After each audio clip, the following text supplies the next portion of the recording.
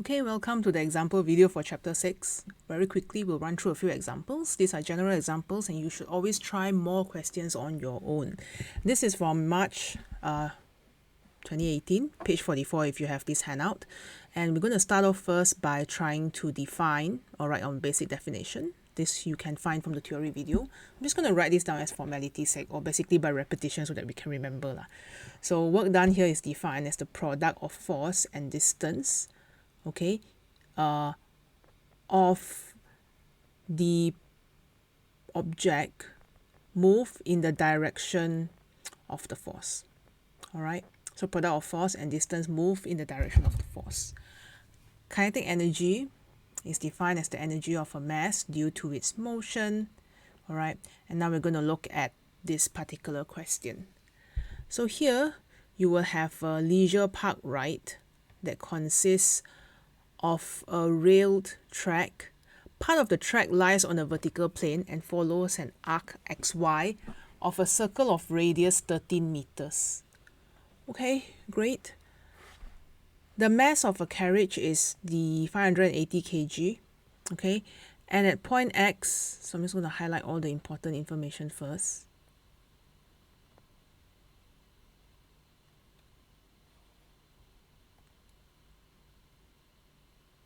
Okay, just give me a sec while I try to deal with the player.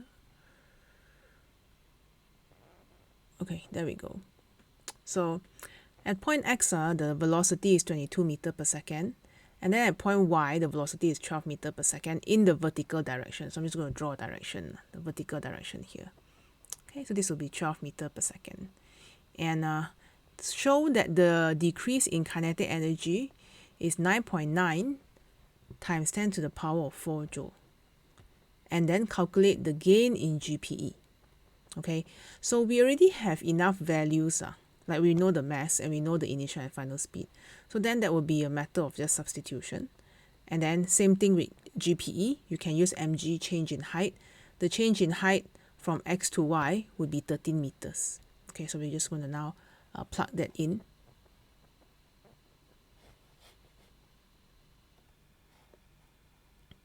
Okay, so first you will recall that the equation for kinetic energy is half mv square. So I'm just going to take final minus initial or initial minus final. I tend to have a habit of taking a bigger number minus the smallest number so I don't have a negative, but I already know it's a decrease. So if you have a negative, you can keep the negative there. So I'm going to substitute half m, 580, u square minus v square, which is 22 square minus 12 square. I want to put 3 exclamation points here to show you that this 22 minus 12 square, it is not 20 minus 12 square. Okay, so you press your calculator, you get 9600 or 9.9 times 10 to the power of 4. To find the change or the gain in GPE, we will use MGH, change in height. And as mentioned before, the change in height was 13 meters, so I'll just plug that in. And I'll press my calculator, and I end up with the change in GPE. And now we're ready for the next part. Show that the length of the track from X to Y is 20 meters. Let's go back to the track again. If you look back at the track, right, and this track, if you want to show that this curve, XY, is 20 meters, this is a quarter of a circumference, right? So how you do this is really up to you. You can use 2 pi r and then you divide by 4, or I prefer to use S is equal to r theta because I studied enough maths to use it, but it's really up to your comfort level. So let's see what happens. Okay, I'm going to use S is equal to r theta, and then I'll substitute the equation or the value in there.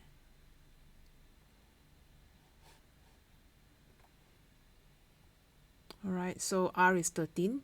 Quarter of a cycle is pi divided by 2. All right, 90 degree in radian. Okay, so this one you will get 20.4 meter, which will be about 20.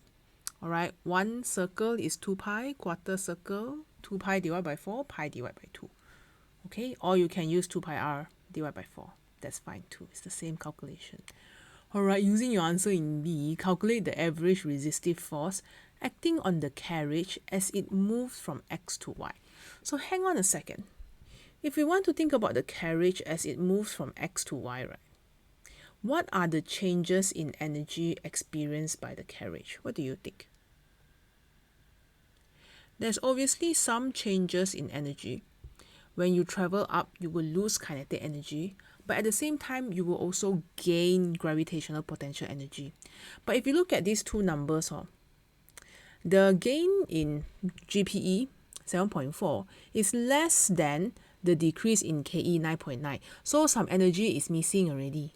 You blame who whenever there's a missing energy? Always suspect friction.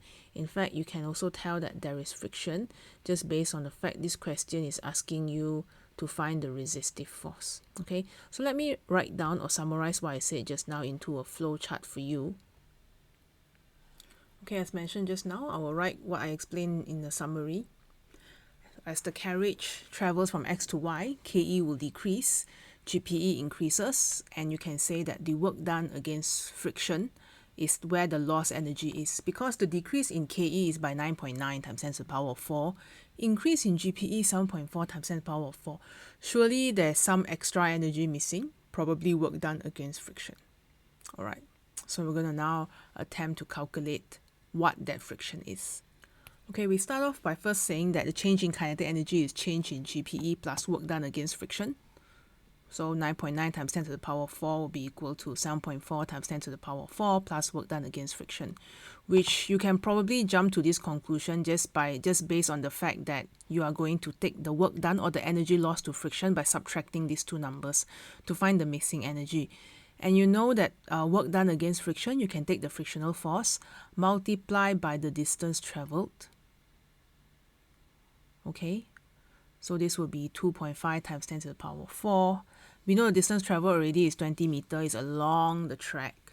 Okay, so here you will get 1250 Newton. Next, describe the change in direction of the linear momentum of the carriage as it moves from X to Y. So if we go back to this diagram and we look at it moving from X to Y, you can see that the momentum has gone from horizontal, because momentum and velocity have to be in the same direction, to vertical. So just mention it, from horizontal to vertical. And next, determine the magnitude of the change in linear momentum when the carriage moves from X to Y. So now we want to take Py minus Px. Always take final minus initial. But also at the same time, you will notice that this 2 is vector. So you cannot just solve a vector question by subtracting the numbers. So you cannot just go and take 580 multiplied by 22 minus 580 multiplied by 12. Okay, so we need to draw a vector diagram. Alright, the first order of business to find the change in momentum is to draw a vector diagram. So you might be wondering, why is this Px in the opposite direction? Because to find the change in momentum, you will take Py minus Px. So Px was initially towards the right, because the carriage was initially traveling in this direction. This is the original Px, positive.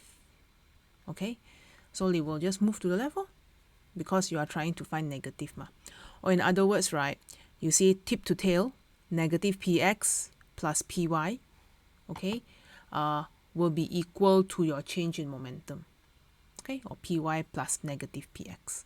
So I think this one is fairly straightforward. If you want to find the magnitude of Px and Py, you will take mv respectively. So we can use the Pythagoras theorem, mvy square plus mvx square. All right, and then substituting the values inside, 580 multiplied by 12 square plus 580 multiplied by 22 square will be equal to change in momentum square. So we take and square root, we'll get 1.5. All right, so as you can see from this example, it is normal for them to combine kinematics, dynamics, conservation of energy. They are all within the same family. All right, so I'll see you in the next example then. All right, this second example is from page 30, ON 11. You are asked to distinguish between GPE, gravitational potential energy, and electric potential energy. So whenever they use the word distinguish, right, means you have to write what are their differences. So electric potential energy is energy acting on the charge, right? So we call electric potential energy as the stored energy when a charge is moved due to work done in the electric field, because it will be the same as gravitational potential energy, which is the energy stored when the mass is moved due to work done in the gravitational field. So if I move a mass inside, like for example now if I lift up something like my calculator, if I were to lift up my calculator, I have done work. I move this mass in the gravitational field. The calculator now has GPE stored in it. So the same idea of charge. If you move a charge in the electric field, electric potential energy will be stored in it. Miss, when will we learn this? We will learn this in chapter 17 AS and also chapter 17 A2. Okay, this is an important chapter. Stay tuned. Part B. A body of mass m moves vertically through a distance h. Use the defining equation for work done to derive an expression for gravitational potential energy change of the body. So all the derivation in the theory video can be asked in this format. Alright, so you're going to start with the definition of work done, which is force times distance. Okay, moved. And because F is equal to mg, now we're talking about gravitational potential energy, work done in the gravitational field. So we're going to substitute F as mg, distance moved will be h. So if I see mgh can give you 1 mark lor, but you will only get the mgh mark if you show the first 2 lines. Alright, that will be part B of the example. Alright, now we're going to look at the next part, which is a reservoir situation. Alright, and here, let me rewind first. Here you will see that the water is flowing down the stream from a reservoir and will cause the water wheel to turn. Does that make sense? The water will flow down the stream and then it will turn the water wheel. This one is a hydrodam. Most hydrodam works this way. Okay, so the water falls through a vertical height of 120 meters. GPE is converted to different forms of energy, including kinetic energy at the water wheel. Kinetic energy of the water wheel is only 10%. Why? Then got friction, the water hit against some fish, maybe there are rocks, maybe there are roots. So there's a lot of inefficiency here, which is to be expected. So only 10% goes to the kinetic energy of the water. Okay, show that the speed of the water as it reaches the wheel is 15 meters per second. Well, what to do? So a hint here would be the 10% GPE. That would be a very good hint. So we're going to start off first by saying that let me draw out an energy. We call this a Sankey diagram in the O level or IG syllabus, but it's just the flow chart. Okay, so 10% GPE converts is equal to the change in KE. So 10% of the GPE will be 0.1 mg change in height. Okay, so only 10% of this GPE is converted, and that will be equal to half mv square of the water. So since the mass of the water is considered to be the same, I'm going to cancel off the mass and substitute the remaining values. Water fall through 120 meter, and this will be equal to v square, half bringing it over to multiply. So you will get v as 15.3 meter per second, which is about 15. Alright, so by the time the water hits the water wheel, to rotate the water wheel, it will be at 15 meters per second. Next. So this part is the what happens inside the water wheel. So the rotating water wheel produces 110 kilowatt of electrical power. Okay, calculate the mass of the water flowing per second, assuming that the production of electrical energy from kinetic energy of the water is 25% efficient. So let's think about this. We have so many percentages here, but what do they mean? So you notice that you start off with GPE, right? Let's say this GPE is 100%. But you're not going to have 100% converted to KE. So you will have 10% of kinetic energy, okay? And the other, let me delete this. Oh, I can't delete. Okay. And the other 90% is wasted. Okay. Oh, so sad. Well, it is what it is. Now, this 10% of kinetic energy doesn't all become electrical energy, It's only 25%. So out of this 10%, 75% is also wasted. And only 25% of the 10% gets the privilege of becoming electrical energy. Okay, so this is, like I said, grossly inefficient. So we're going to start off with this one first. Power would be the change in kinetic energy because the electrical energy came from kinetic energy, but only 25% of the electrical energy gets to be drawn from the kinetic energy. The other 75% of the kinetic energy is gone. Remember?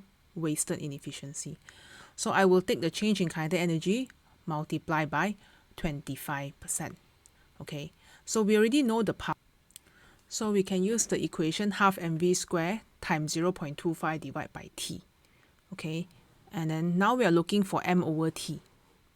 So we are going to preserve the m over t here and start substituting the other things that we know. For example, we know that power is 110 times 10 to the power of 3. This is half m over t, v squared times 0.25.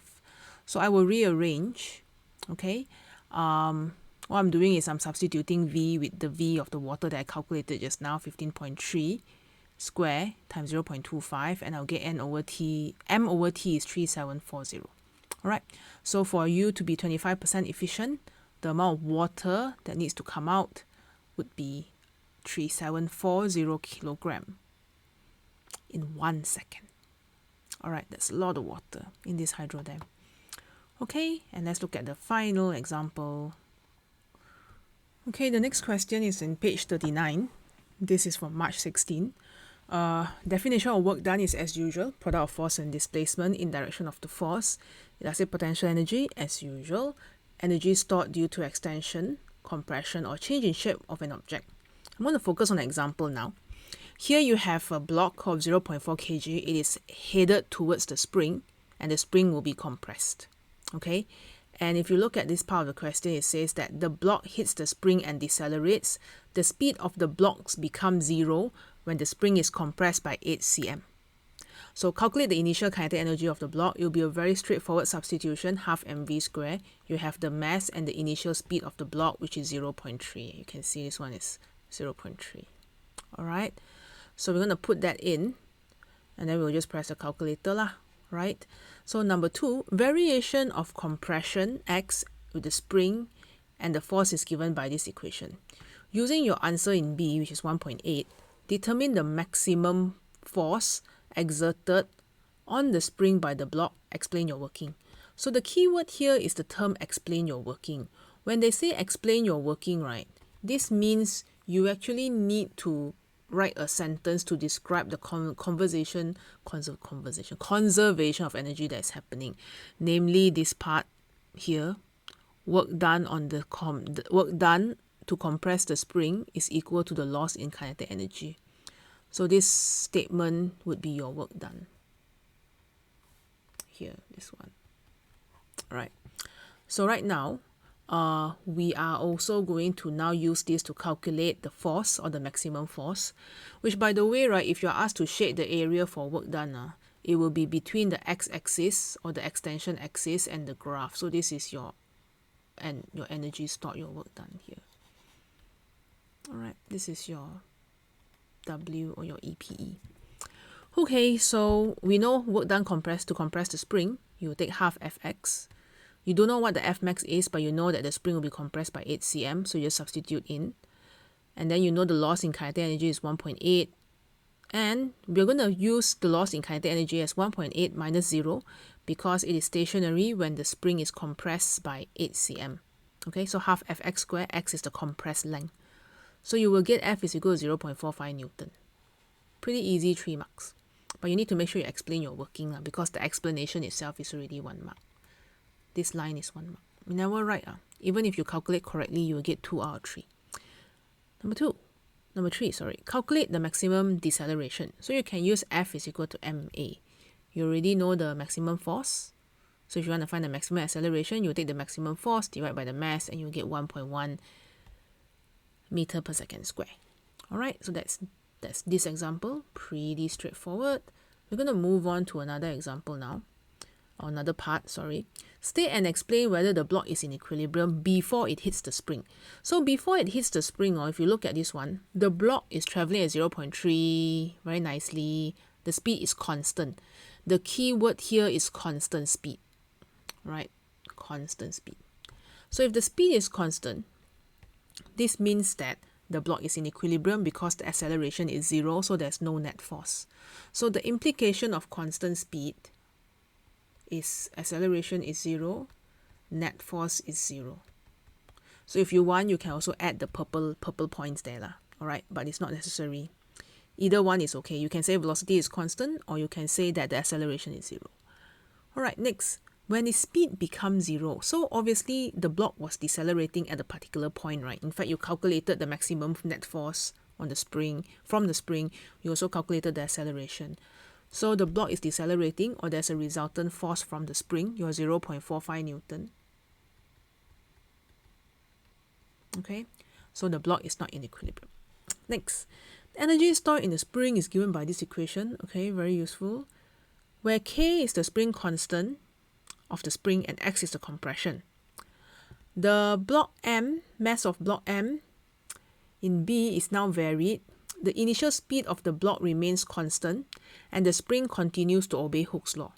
On figure 3.3, sketch the variation of the maximum compression of the spring with mass M. Okay, so let's look at the question. If you want to find the change in kinetic energy, it will be equal to change in PE, right? Because this calculation is what was being done to find your values just now. So if you look at the question here, work done, half Fx, or half Kx square if you must, is equal to half mv square. So half Kx square will be equal to half mv square because change in Ke will be equal to the change in elastic PE. So when I simplify the equation, the half cancels out. I'll have mv square is equal to Kx naught square. And just based on this one, I know that x naught square is equal to v square over k times m. I just move the k over lor. But v square over k is constant. Let it equal a lah, or any alphabet that you like. So right now I'm drawing a graph of x naught square is equal to am. This is a graph of x naught. So x naught is your y-axis. Okay, so if x naught is your y-axis, then you are drawing a graph of y square is equal to a. M is your x-axis, so y square equal to ax. Y square equal to ax, or y square is equal to x. The shape will look like this, okay? It looks like a half, yeah, it's like a parabola with the x-axis as your axis of symmetry lah. Alright, so obviously this part is not that important. The important part is here, and make sure your gradient is never 0 when you draw this one, because the gradient of a parabola is never 0. Alright, so how do you get the mark? If you have a curved line from the origin, you get 1 mark with decreasing gradient. Okay, I will look at the shape lah. So the second mark is the shape mark. Alright, so this is an example. Pretty easy. Normally when you see spring or conservation of energy, the questions are quite easy one. It's just that they like to relate different topics. But this one can be considered as a pure energy question lah. There's not much relationship besides asking you a bit on the concept of equilibrium. Alright, last and final question. This is from page 40. Summer 19, paper 2-3. You have a cylindrical disc of mass 0.4 kg, circular cross-section, and you're going to press down with a force of 8.9 Newton. Okay, it's going to travel at a constant speed of 0.6. So when you think about this, right, if I want to travel at this kind of constant, this kind of speed, there's definitely friction because I'm pushing the disc forward, but the disc does not increase in kinetic energy or does not increase in speed. Okay, sure. Determine the rate of work done on the disc by the force X. To find the rate of work done, we will use dw dt. And dw dt, W can be substituted with Fs. Fs here being the force times distance.